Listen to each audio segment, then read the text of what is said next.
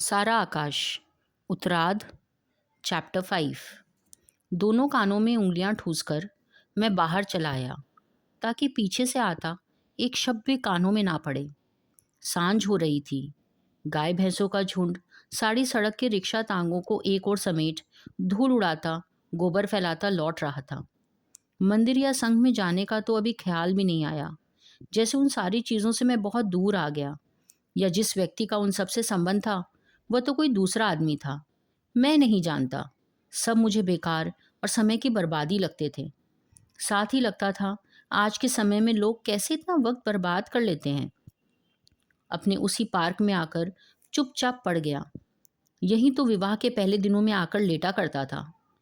दिन छिपने में अभी काफ़ी देर थी और लोग पतली पतली सड़कों और पगडंडियों पर इधर से उधर टहलने आ जा रहे थे। उनका चलना हंसना देखकर लगता था मानो इन्हें कोई चिंता ही नहीं है। आया खिलखिलाते बच्चों को गाड़ियों में घुमाने ले जा रही थी।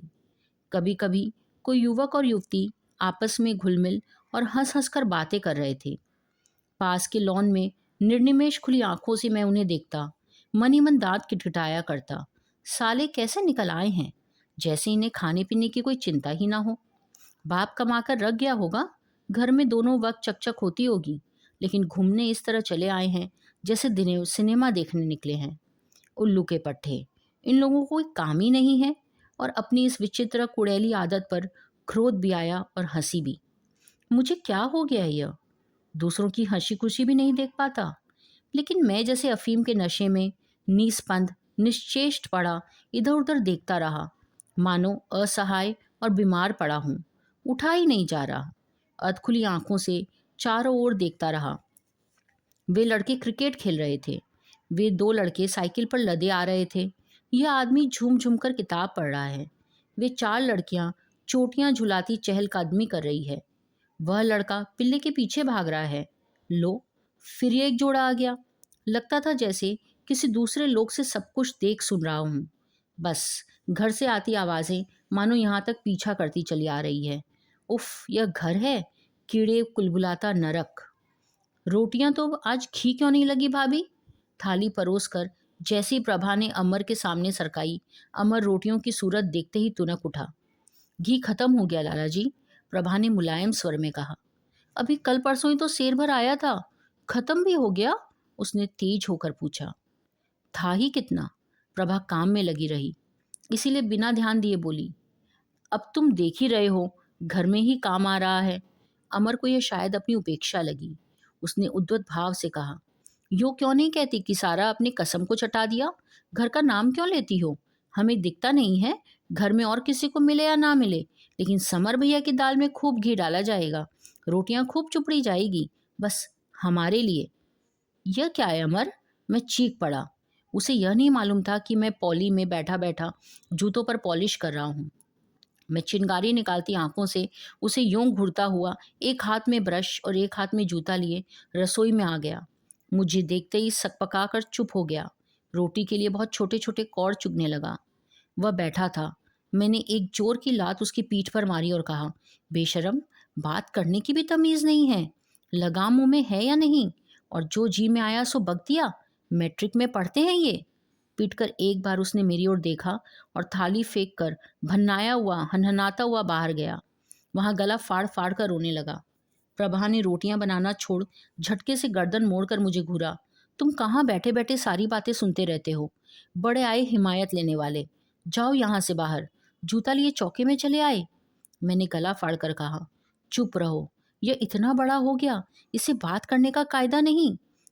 तभी सारा दम लगाकर अम्मा वहीं अपनी चारपाई से चीखी, क्यों रे समर, इधर तो आ जरा, बस तेरी बहू लगती है, किसी की और कुछ नहीं लगती।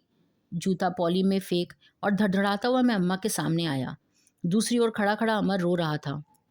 क्यों रे, खाना खाते हुए इसे क्यों मारा तूने?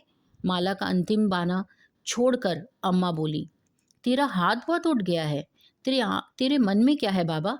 तू हमें साफ साफ क्यों नहीं बता देता? हाथ उठाने की क्या बात है?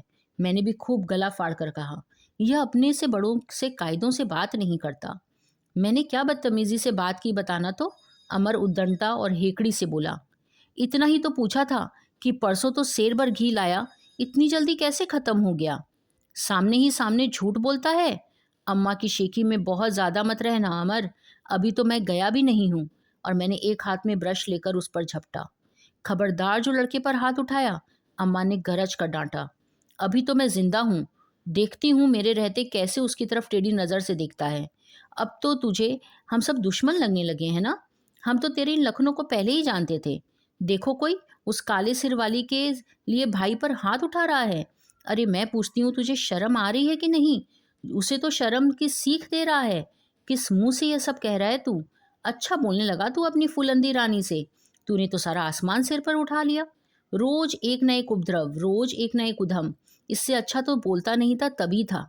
बोलता नहीं था तभी तो ये सारे सिर पर चढ़े गए हैं। कोई किसी को कुछ बता ही नहीं। तमीज़ सलीका किसे कहते हैं? कोई जानता ही नहीं। मैंने जवाब दिया। हाँ हाँ भैया, हम तमीज़ सलीका काहे को जानेंगे? वो तो तूने एक दिन में उस कलमुही से सीख लिया ना। गुरु तो तुझे अब मिली है। लो, अब लाडला हमें तमीज़ सलीका सिखाने चला है। कल तक पैदल चलना नहीं जानता था, तब तमीज़ सिखाने वाली नहीं आई। अब आसमान पर उड़ने लगा। धरती पर चल बेटा, धरती पर। बेशरम वह है या तू? जब देखो तब बहू की आड़ लिए चले जा रहा है। ना माँ का ख्याल ना बाप का ध्यान। तेरे लिए छोटा बड़ा कोई नहीं रह गया। हम तो। और अम्मा रोने लगी। तुम तो कुछ सोचो मत, और अगर जो दूसरा कहे तो बहू की आड़ हो गई। अब महीनों हो गए, ख्याल है किसी को कि कब खाती है कब सोती है। एक कपड़ा मांगा तो दुनिया भर का महाभारत। भाभी का कुछ भी करने लायक नहीं है।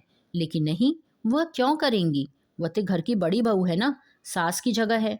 सो वह तो बस रानी है। बाकी सब दासियां। दासी वह काहे की? दासी तो हम सब हैं।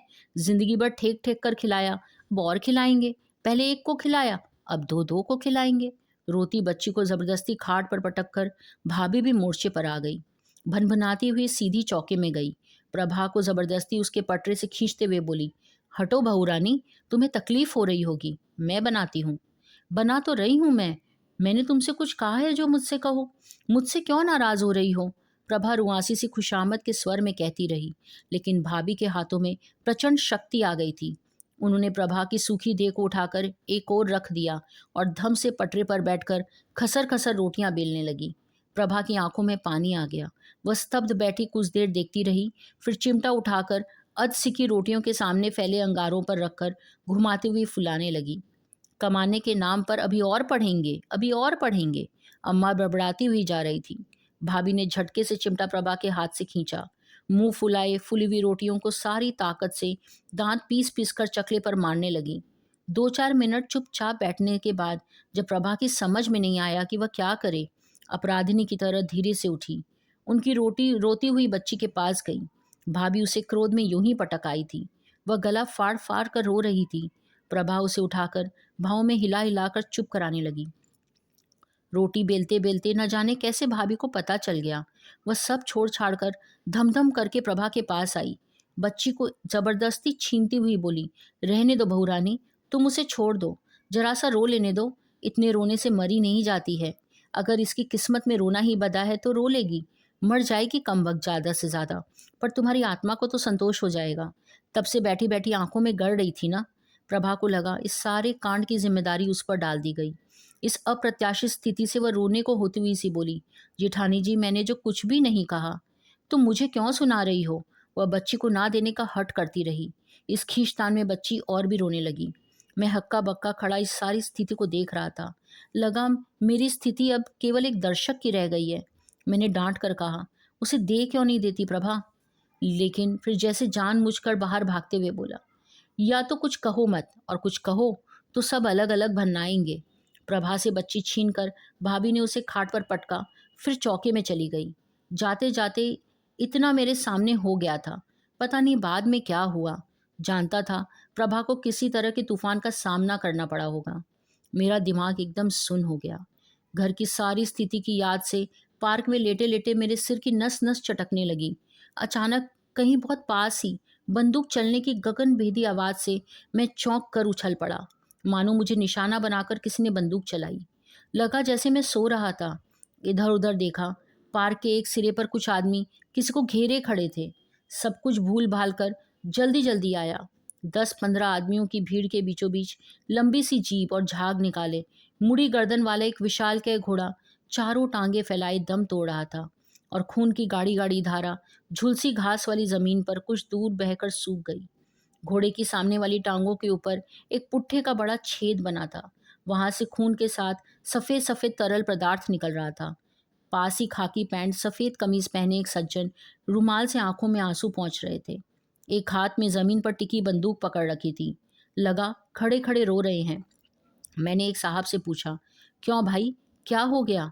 उसने अफसोस से बताया, दरोगा जी का घोड़ा है, इसे बहुत प्यार करते थे। अब बहुत दिनों से बीमार था, ठीक नहीं हो रहा था, सो मार दिया।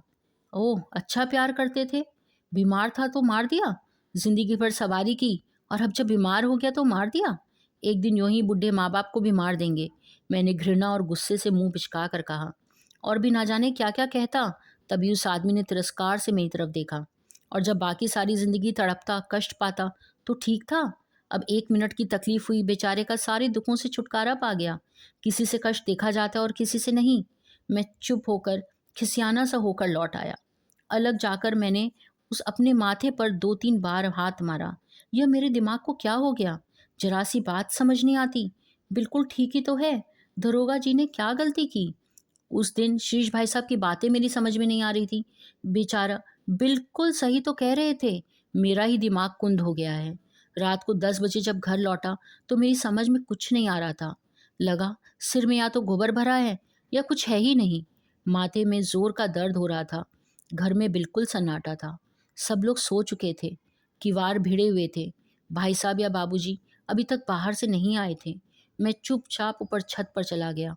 अप्रैल बीत चुका था। सब लोग छतों पर सोए थे। अपनी कोठरी में आकर बिना कपड़े उतारे एक बिस्तरे पर जा पड़ा। भीतर गर्मी और उमस थी। आंखों में नींद का नामो निशान नहीं था। बस यूं ही सुनी आंखों से छत को देखता रहा। तभी ना जाने किधर से प्रभा मेरे पास आकर बैठ गई। डरते डरते बांह छूकर बोली, खाना नहीं खाओगे? मुझे उसका चेहरा दिखाई नहीं दे रहा था। भीतर से कहीं इसी क्षण के लिए मैं आशंकित था। बिना कोई भाव दिखाए, बिना हिले डुले बोला, नहीं, तुमने खा लिया? नहीं, उसने मेरे माथे पर हथेली रखकर कहा। और मैं सहसा प्रभा की जांघ में मुंह गड़ाकर फपक उठा। प्रभा, प्रभा बताओ हम क्या करें? कहाँ चले जाएं?